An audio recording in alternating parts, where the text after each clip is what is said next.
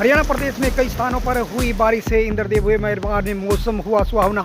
गर्मी बनी हुई थी, गर्मी से मिली काफ़ी राहत, लेकिन कई स्थानों पर जो मंडी के अंदर पानी का जो भरा हुआ है, बारिश का पानी भरा हुआ है, जमा होने से जो फसल खराब हुई।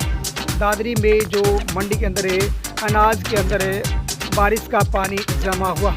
तो तस्वीर दिखा जा रही है दादरी मंडी की तस्वीरें, जहाँ पर बारिश का पानी है मंडी में जमा हो गया है, जिसका निकासी का यहाँ पर समाधान नहीं दिखाई पड़ा।